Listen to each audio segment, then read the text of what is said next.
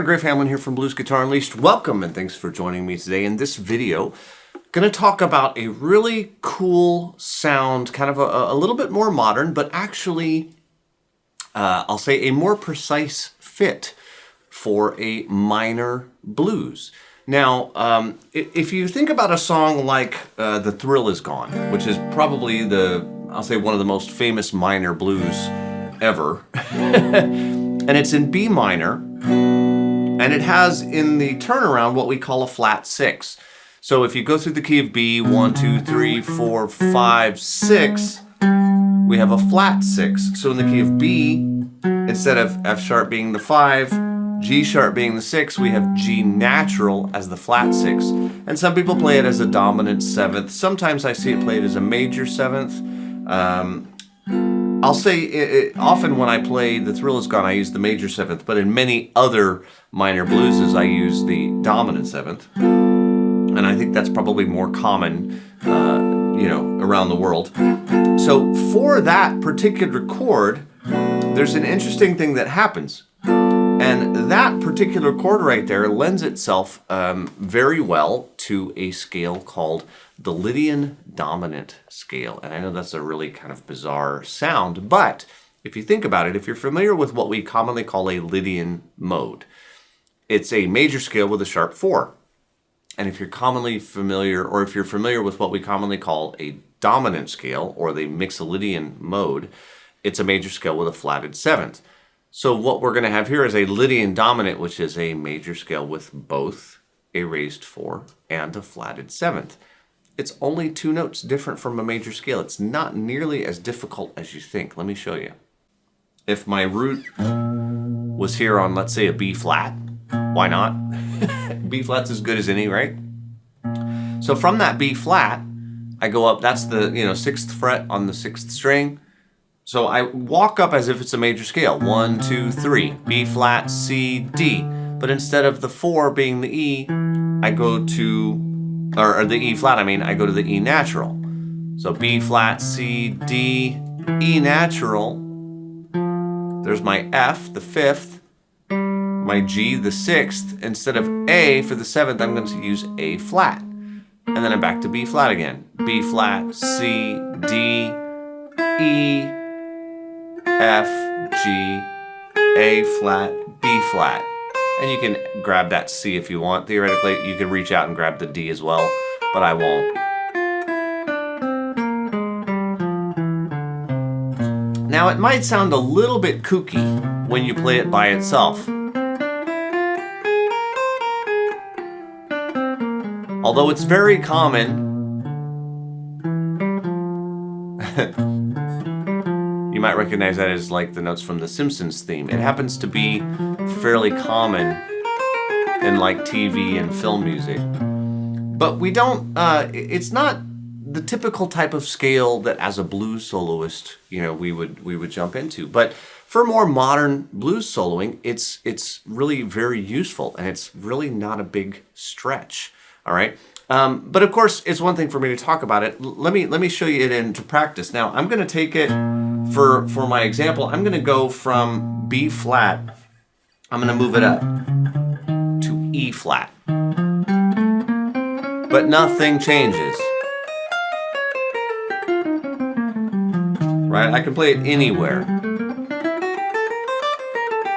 And what you should do is get the fingering memorized and then close your eyes and just pick a fret. And you should be able to play with your eyes closed. And this is definitely not the only way to play this scale. It's just what I use most commonly. Okay? So, assuming that you're somewhat familiar with that sound, let me show you how it might be used in context. Now, I'm going to use it for a G minor for a couple bars. 2, 3, then I'm going to go to an E flat 7, which is that flat 6, then to a D7, which is the more common 5 chord, and I'm just going to take that little bit, okay? And so what I'm going to do is I've played that into my my looper here. In fact, I'll actually play it again just so you can hear it. 1, 2, 3, 4. 2, 3, 4, E flat, 7, D7, and there it goes, okay? So I'm gonna use this G minor. Okay, I'm gonna use the G minor sound up here in what we would call box 4. And then the E Lydian Dominant. And back to G minor. So I've labeled, not E flat, I've labeled it there on the tab that you can see. 1 and 2. And you can see it doesn't sound outrageous. It doesn't sound like some weird, bizarre sound that you've never played, because it actually fits this chord. Here we go one more time. 3, 4, 1 and 2.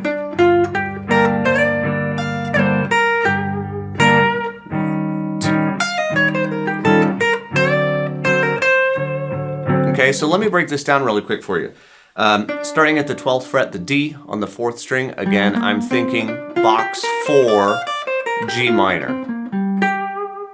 All right, so again, D, and then I'm going up to the F on the 10th fret of the 3rd string, and then the G, B flat. I'm gonna slide up to D from the 13th to the 15th fret on the 2nd string, grab that F up there at the 13, slide back down to the C, B flat, G, B flat. And that takes me through 1 and 2 and 3 and 4 and 1 and 2 and 3 and 4 and 1 and 2. Now I'm going to come starting with the F down to the E flat. So the top 2 notes of the pattern. And I'm only going to use the top 2 strings of the pattern, really. F, E flat. You can call it C sharp or D flat, C, B flat, down to G, which is the 3rd of the chord. And then I'm going to go from the G to the A, which is the sharp 11. So from the A to the B flat, and that's all I'm using of the scale.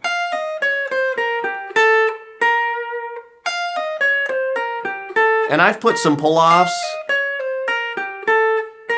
I wrote some in there. Pick or pull off as much as you want. Because they're 16th notes, the pull-offs might make it a little bit easier. So 1E and 2E and 3E and 4 and then I'm going to go back to just regular G minor. I'm going to bend the C up to D, then return, pull off to B flat, and come back to the C. So it's really not complicated. 1 and 2 and 3 and 4 and 1 and 2 and 3 and 4 and 1, 2 and 3, 4 and 1 and 2 and 3 and 4. And again, if I play it with my track,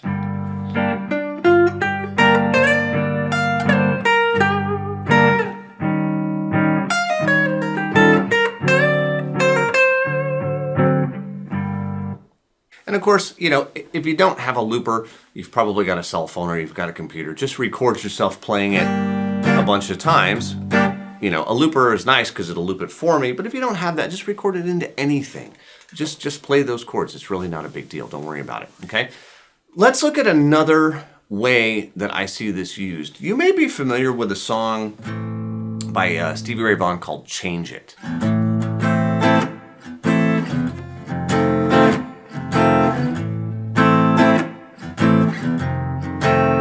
And it's just an A minor for a bar, F7 for a bar, A minor, F7.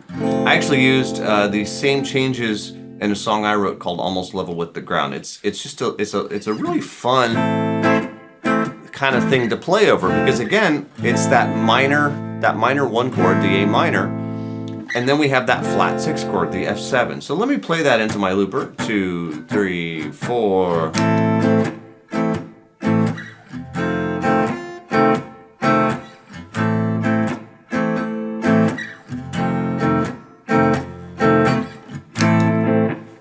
Alright, so I got that in there.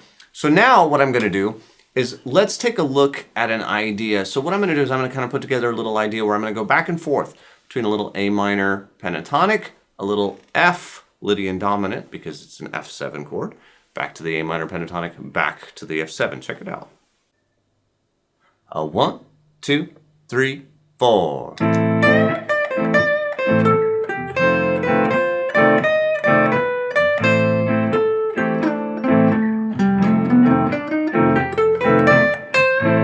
And then I could keep going, right? But let me just show you very quickly what we're doing. And again, I'm using, I'll say, box 4 of the A minor pentatonic scale. And then over the F7, I'm thinking of that F Lydian Dominant sound. And again, kind of focusing around the second and third string. That's kind of where the magic is made with this one, because it's a good place for soloing.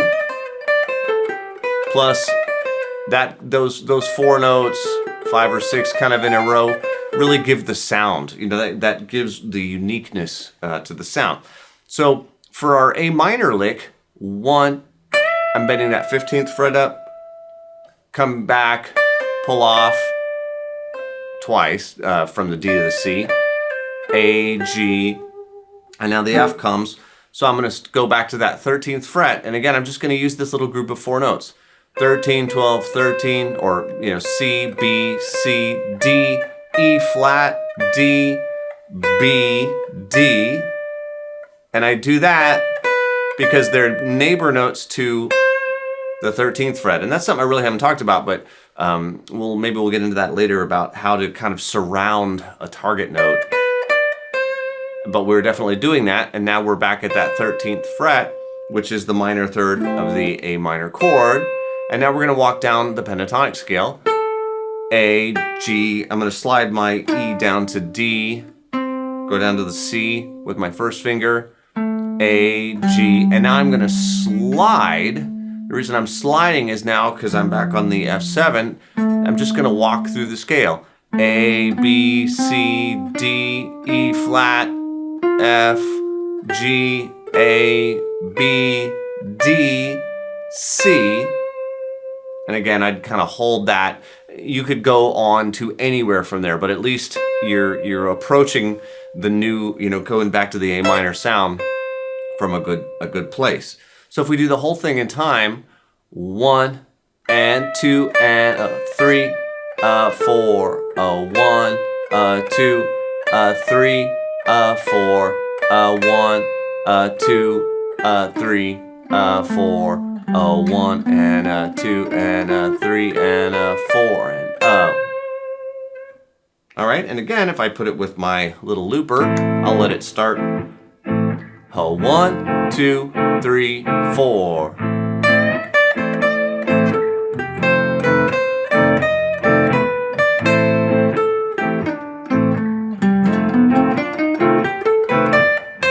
And from there, you can really just go wherever you want from that point. You know, you just continue on however you want to weave those back and forth. That's one of the cool things about, you know, if you're going to record yourself playing those chords, make sure you do it for a few minutes so that you have a lot of time to experiment, you know, going back through the 2 sounds. But this Lydian Dominant idea, as crazy and out there as it might sound, it's really not a big stretch, but it gives a really great, you know, like I say, more of a modern type of blues sound. It's really not as uncommon as you might think. So, you know, particularly because if you think about it, the blue note in a blues scale is the flat 5, which is the same as the sharp 11, the Lydian note. So we're really not twisting your ear that much. It's just, we're giving it a weird name. We're kind of combining the notes together maybe in a way you haven't seen before, but we're not really tweaking your ear too much. So I hope you'll kind of try this out. I hope you'll play with it and have some fun with it. This is, you know, an idea that I cover in a course I have called Modern Blues Soloing. It's a sound that I particularly love, and I enjoy using it as often as I get to. So if you're more aware of the situations where it can come up, then you can gravitate to it more often and have some fun with it. So as always, I'm Griff Hanlon from Blues Guitar Unleashed. Thanks for joining me, and I will talk to you soon.